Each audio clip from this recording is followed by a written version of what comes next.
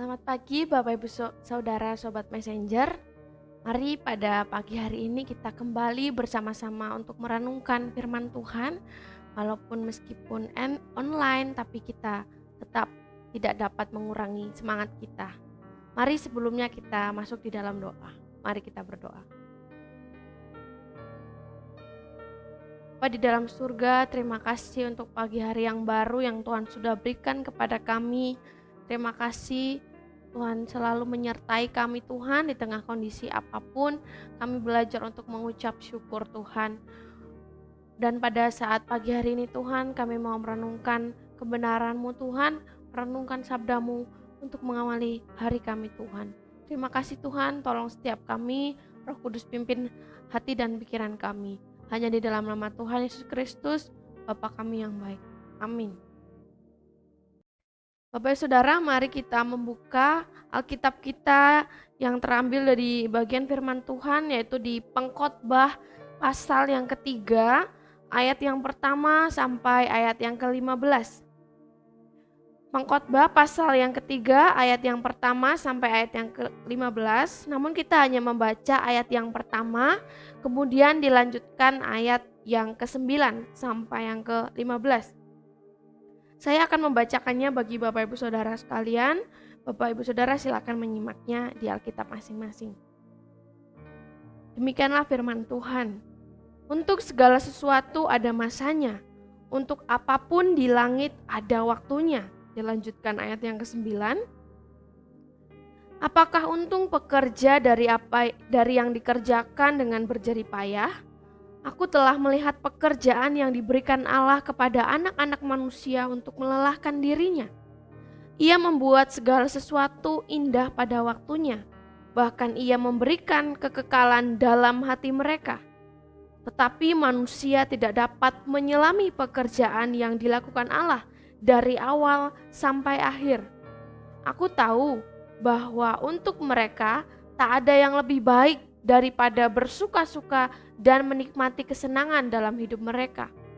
Dan bahwa setiap orang dapat makan, minum, dan menikmati kesenangan dalam segala jerih payahnya. Itu juga adalah pemberian Allah. Aku tahu bahwa segala sesuatu yang dilakukan Allah akan tetap ada untuk selama-lamanya. Itu tak dapat ditambah dan tak dapat dikurangi. Allah berbuat demikian supaya manusia takut akan Dia. Yang sekarang ada, dulu sudah ada, dan yang akan ada sudah lama ada, dan Allah mencari yang sudah berlalu. Sedemikian jauh pembacaan firman Tuhan. Bapak Ibu Saudara, suatu kali saya melihat sebuah drama Cina. Drama yang saya tonton ini dikisahkan seorang wanita yang sedang duduk sendirian di kantin rumah sakit. Dengan gelagat yang gelisah saat itu rupanya ia menunggu seorang dokter pria yang membuat janji dengan siang dengannya saat itu. Bukan hanya dokter itu datang terlambat, Bapak Ibu Saudara, saat ketika wanita ini menunggu. Tetapi saat itu laki-laki itu, pria ini tidak menepati janjinya. Ia tidak menyiapkan apa yang diminta atau apa yang dijanjikan kepada wanita sebelumnya. Menariknya saudara, yang dokter itu justru malah menjelaskan betapa pentingnya waktu 1 detik saja sangat berharga baginya. Karena ia adalah seorang dokter. 1 detik menentukan hidup mati seseorang. 1 detik dapat menentukan suatu operasi berhasil atau tidak. Mendengar jawaban tersebut, wanita tersebut hanya terdiam dan mengerti mengapa ia terlambat dan tidak menepati janjinya. Bapak Saudara, ketika saya menonton adegan ini, saya rasa jawaban dokter tersebut ada benarnya. Waktu adalah sesuatu yang berharga, bukan hanya bagi para dokter, melainkan juga bagi kita semua, bukan? Setiap detik, setiap menit yang kita lewati dalam hidup kita tidak akan pernah bisa kembali. Tidak ada yang bisa kita lakukan untuk mengembalikan waktu yang sudah lewat. Peristiwa-peristiwa yang terjadi di dalam dimensi waktu hanya akan menjadi kenangan di masa lalu yang tidak bisa terulang lagi. Bapak Ibu Saudara, pernahkah kita berpikir apa yang akan kita lakukan jika kita bisa mengendalikan waktu? Oh, mungkin di antara kita ada yang mau memiliki waktu lebih banyak dengan keluarga. Mungkin di antara kita ada yang ingin waktu berjalan lambat ketika kita menghabiskan waktu untuk mungkin berlibur bersama keluarga. Atau sebaliknya, ketika menghadapi situasi yang tidak menyenangkan, kita ingin waktu berjalan lebih cepat supaya kita dapat segera keluar dari situasi yang tidak menyenangkan itu. Akan tetapi Bapak Saudara, apakah waktu yang kita miliki dapat kita kendalikan? Jawabannya pasti tidak. Tidak peduli kita sedang tidur atau beraktivitas, sehat ataupun sakit, waktu akan terus berputar. Tidak bisa kita memperlambat waktu ketika kita berlibur bersama keluarga, ketika kita menghadapi situasi yang sulit, khususnya pandemi ini. Tidak bisa pula kita mempercepat waktu ketika situasi-situasi ini terjadi, Bapak Ibu Saudara. Selama kita hidup, kita tidak akan lepas dari misteri waktu yang tidak bisa kita kendalikan. Seolah-olah waktu mempunyai kehendaknya sendiri yang terus-menerus mengatur hidup kita. Akan tetapi Bapak Ibu Saudara, walaupun waktu dalam kehidupan kita dapat berganti dan berubah, Allah kita yang berkuasa atas waktu tidak akan pernah berubah. Ia terus menyertai dan menjadi pengharapan bagi kita sehingga kita seharusnya menghargai waktu yang kita miliki. Dalam bagian yang barusan kita baca, pengkhotbah berkata, ada waktu untuk lahir, ada waktu untuk meninggal, ada waktu untuk menanam, ada waktu untuk mencabut yang ditanam, ada waktu untuk membunuh, ada waktu untuk menyembuhkan, ada waktu untuk merombak, ada waktu untuk membangun, ada waktu untuk menangis, ada waktu untuk tertawa. Bapak Ibu Saudara, Sobat Messenger, pengkhotbah sangat tepat mengamati kehidupan manusia di dalam misteri waktu. Perkataannya berlaku untuk semua orang, di setiap tempat dan dalam setiap keadaan. Semua hal yang ada di dunia ini memiliki masa dan waktunya sendiri. Semua hal yang ada di dunia ini memiliki masa dan waktunya. Allah telah menetapkan waktu untuk segala sesuatu, termasuk juga untuk setiap hal di dalam kehidupan kita. Pada bagian ini kita juga dapat melihat ada dua hal penting yang pengkhotbah ajarkan kepada kita. Yang pertama, waktu selalu berubah. Waktu selalu berubah, pengkhotbah melihat bahwa waktu yang dilewati manusia ini tidak pernah sama. Ia selalu bergerak secara dinamis. Jika kita melihat pada ayat yang kedua hingga ayat yang ke-8, pengkhotbah menunjukkan 7 pasang kontras yang terjadi di dalam kehidupan manusia. Ia mengamati bahwa di dalam waktu tersimpan dinamika kehidupan manusia, baik itu periode yang menyenangkan ataupun periode yang tidak menyenangkan. Pada bagian ini juga pengkhotbah sama sekali tidak berbicara tentang Tuhan. Ia ingin memperlihatkan bahwa ini adalah realitas yang nyata baik bagi orang percaya maupun orang yang tidak percaya. Tidak ada seorang pun di dunia ini yang sanggup membuat waktu berhenti berubah. Lantas apakah tidak ada yang bisa berkuasa atas waktu? Mungkin Bapak Ibu Saudara di tempat ini sering mendengar Bapak Ibu Saudara di khotbah-khotbah bahwa Allah berkuasa atas segala sesuatu. Itu artinya Allah juga berkuasa atas setiap waktu di dalam kehidupan kita. Setiap menit dan setiap detik yang terjadi di dalam kehidupan kita berada dalam kendalinya Tuhan. Itu benar dan amin Bapak Ibu Saudara. Akan tetapi mari kita melihat kenyataan yang terjadi di sekitar kita. Ada kejahatan di sana sini, mungkin ada masalah keluarga, di tempat kerja kita. Di awal tahun 2021 kita juga melihat bencana-bencana, banjir di mana-mana, tanah longsor, gunung meletus, pandemi yang tidak usai. Banyak sekali kejadian peristiwa yang tidak menyenangkan terjadi di tahun ini. Termasuk pandemi yang tidak kunjung berakhir ini, Bapak Ibu Saudara. Kesulitan perekonomian masih terus berlangsung. Lewat berita kita bisa melihat kebobrokan moral di mana-mana. Homoseksualitas, pergaulan bebas masih merajalela, perampokan yang dilakukan oleh banyak orang tanpa melihat status apapun. Jika kita melihat kenyataan ini, apakah kita dapat tetap percaya bahwa Tuhan berkuasa atas segala sesuatu? Mengapa Tuhan yang baik dan berkuasa itu membiarkan kita mengalami hal-hal yang tidak menyenangkan di dalam kehidupan kita? Mengapa jika Tuhan penuh kasih, maha kuasa, mengapa Ia tidak segera mengatasi permasalahan hidup kita? Jika Tuhan berkuasa penuh atas waktu, mengapa Ia tidak mempercepat laju waktu supaya pandemi COVID ini segera berakhir? Mengapa Ia tidak memperlambat waktu ketika kita bersama keluarga sehingga kita dapat bersama-sama lebih lama?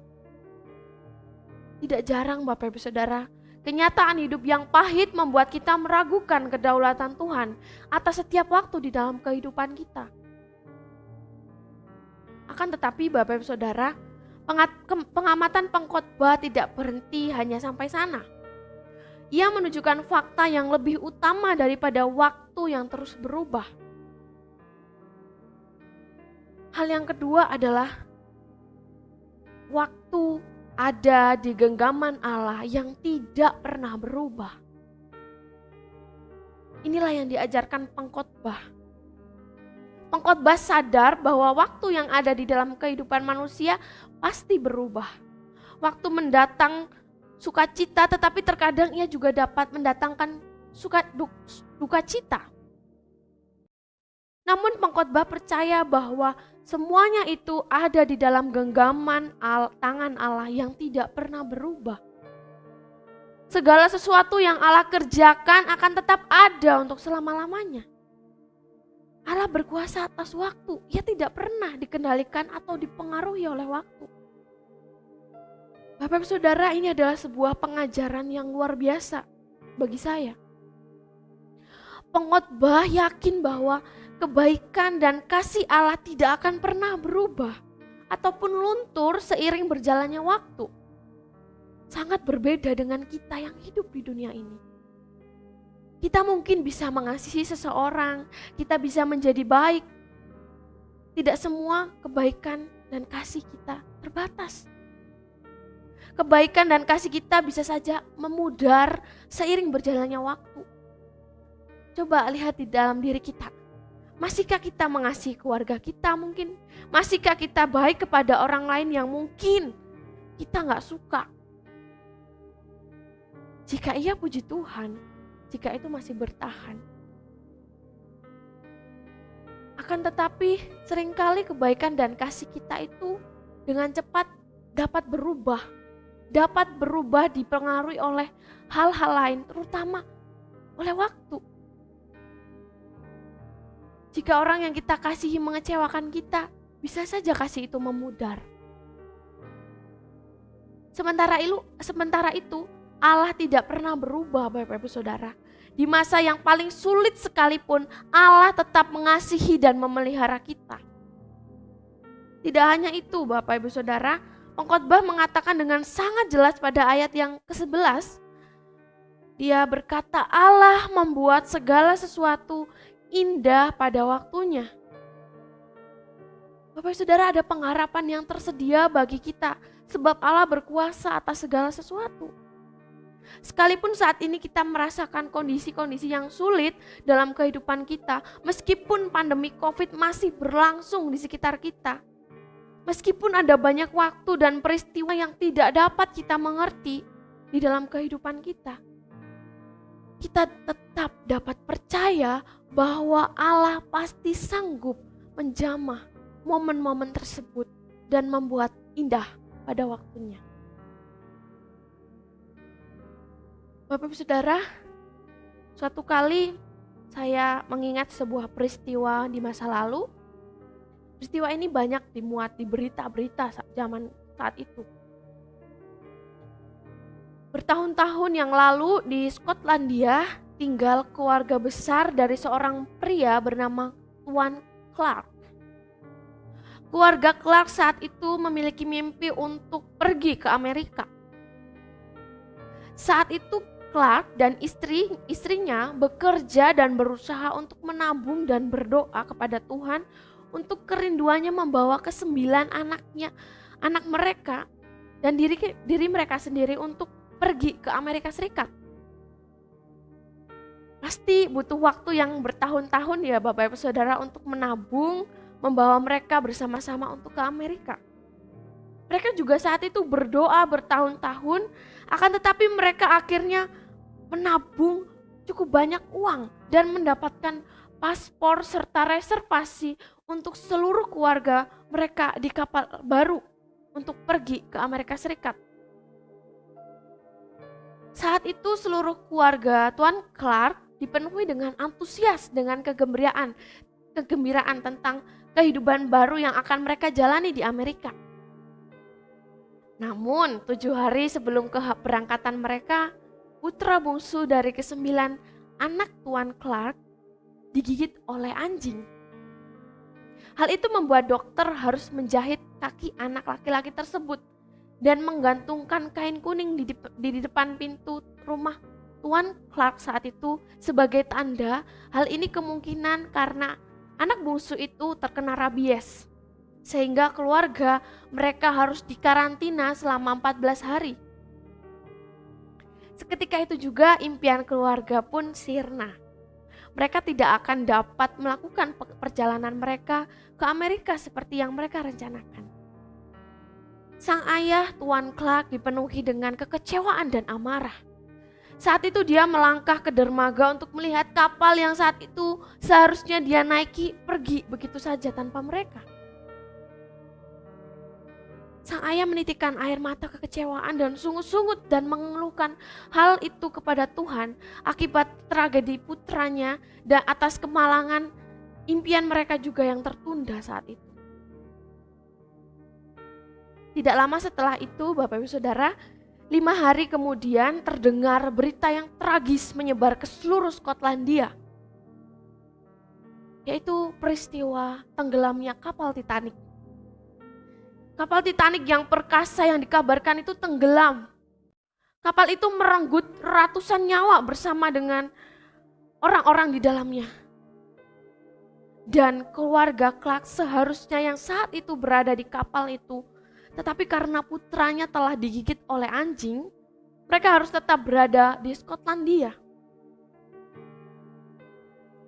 Ketika Tuan Clark ini mendengar berita itu, dia memeluk putranya dan sambil menaikkan doa kepada Tuhan karena telah menyelamatkan hidup mereka dan mengubah rencana keluarga untuk menjauhkan dari tragedi yang mungkin akan merenggut semua nyawa keluarga Tuan Clark tersebut.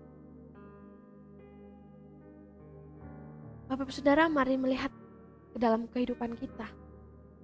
Ketika saya merenungkan bagian firman Tuhan ini, saya merasa sulit bagi saya mengerti mengapa ya Tuhan izinkan mengalami masa-masa sulit yang rasanya tidak kunjung usai. Saya merasa berada di masa-masa tidak menyenangkan yang Tuhan izinkan saya alami. Dan saat itu juga dirasakan Tuan Clark. Dia merasa saat itu menjadi masa-masa sulit. Tidak mengerti apa maksud Tuhan di dalam rencananya saat itu. Padahal ketika kita merenungkan bagian firman Tuhan ini, Bapak Ibu Saudara, Tuhan jelas mengatakan semua itu indah pada waktunya. Waktu itu ada di genggamanku. Percayalah pada kedaulatanku, hidupmu yang ada di dalam genggamanku. Bapak Ibu Saudara, sangat mungkin juga Bapak Saudara mengalami hal yang sama, mungkin berada di masa-masa yang sulit. Masa-masa yang menyakitkan yang Tuhan izinkan terjadi di dalam kehidupan kita. Kehilangan keluarga kita, pekerjaan kita, usaha kita. Semua hal mungkin kita mengalami kesulitan yang kita alami itu Bapak Ibu Saudara. Mungkin awalnya Kita nggak mengerti, saat ini kita nggak mengerti apa maksudnya, apa tujuan Tuhan. Mengapa hal-hal itu terjadi dan Tuhan izinkan terjadi. Mungkin kita terus bertanya, apa kehendak-Mu Tuhan, apa kehendak-Mu? Dan tidak mendapat jawaban sama sekali dari Tuhan. Akan tetapi Bapak Ibu Saudara, mari kita sekarang bersama-sama melihat, memandangnya sekali lagi. Lihatlah dengan keyakinan bahwa Ia Sang Pemelihara itu menggenggam seluruh waktu di dalam kehidupan kita dan menjadikan setiap peristiwa yang kita alami saat ini adalah menjadi indah pada waktunya. Menjadi indah pada waktunya. Bapak Saudara, bukankah seharusnya kita bisa yakin? Ya, kita bisa yakin saja. Karena Allah telah membuktikan hal yang luar biasa di dalam karya Kristus. Kedaulatan dan penyertaan Kristus sudah dibuktikan ketika Dia menyerahkan nyawanya di atas kayu salib. Ketika Kristus telah menang atas kutuk dosa, salib yang merupakan lambang kutuk terberat saat itu, diubahnya menjadi lambang kasih terindah dari Allah kepada manusia. Bapak Ibu Saudara dan saya. Bapak Ibu Saudara, bisa saja Kristus saat itu berhenti, Dia memiliki pilihan untuk turun dari salib, akan tetapi Dia ingin tetap memilih untuk menyertai kita dan berusaha berkuasa atas kutuk yang telah membelenggu kehidupan manusia. Selama di atas kayu salib, di mana itu menjadi waktu terburuk baginya, Dia tidak mati dengan penuh kedamaian, penuh cahaya-cahaya ilahi di sekelilingnya. Tidak banyak orang saat itu yang meneteskan air matanya demi Dia harus mati demi orang berdosa bagi kita semua. Akan tetapi Dia harus mati di tengah kondisi terkutuk, tergantung, terhina, menderita. Bapak Ibu Saudara, pada akhirnya Dia bangkit. Dia yang adalah Allah tetap berkuasa atas maut. Lalu apalagi yang kita khawatirkan? Apalagi yang kita takutkan? Apalagi yang kita ragukan atas kehidupan kita saat ini?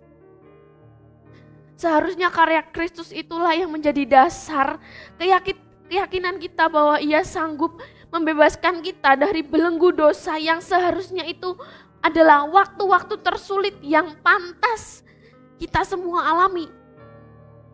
Tetapi Kristus telah membebaskan kita dan menjadikan indah pada waktunya. Bapak Ibu Saudara, bukankah satu-satunya respon kita adalah berharap dan berserah pada kedaulatannya? Mungkin saat ini kita belum bisa melihatnya Bapak Ibu Saudara. Mungkin kita masih berada di dalam situasi tidak menyenangkan saat ini. Mungkin waktu itu kita masih terasa begitu lambat waktu berjalan.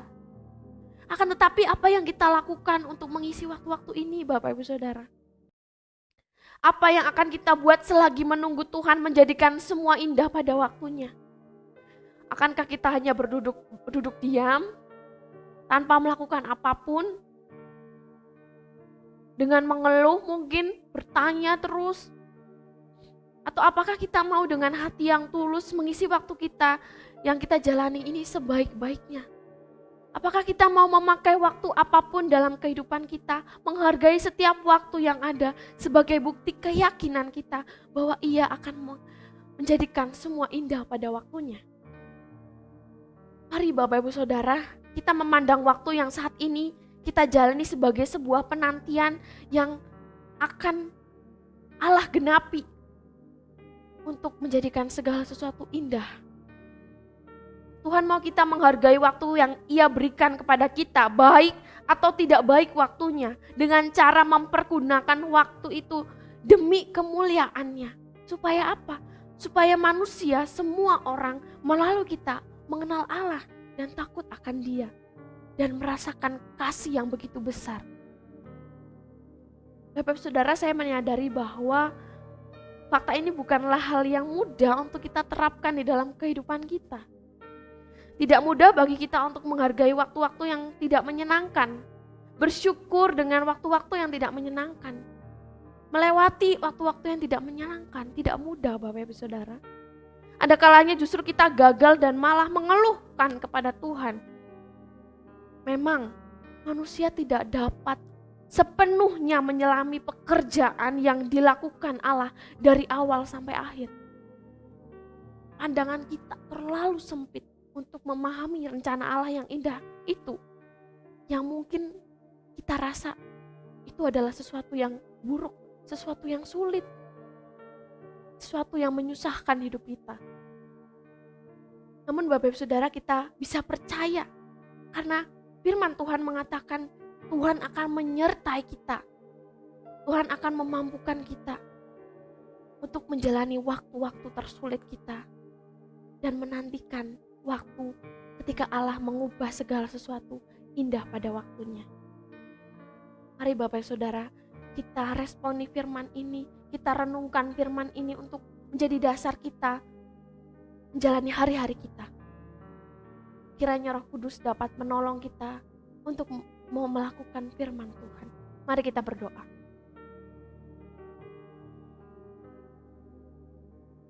Bapa, terima kasih untuk firman yang indah, untuk firman yang menguatkan kami, untuk firman yang mengingatkan kami, menegur kami Tuhan, meneguhkan kami Tuhan di masa-masa yang sulit, di waktu-waktu tersulit Tuhan, di tengah kondisi yang sulit ini Tuhan, pandemi yang tidak kunjung usai Tuhan. Rasanya kami lelah, rasanya kami merasa capek, kami bersungut-sungut, kami merasa tidak mengerti apa yang harus kami lakukan Tuhan. Kami kehilangan keluarga kami kehilangan pekerjaan kami kehilangan bisnis kami, kehilangan segala sesuatu mungkin Tuhan. Ketika kondisi ini melanda kami. Tetapi ajar kami Tuhan untuk dapat percaya bahwa kami punya Allah yang tidak pernah berubah, Allah yang terus menyertai, Allah terus yang memampukan kami, melewati hari-hari yang sulit ini Tuhan.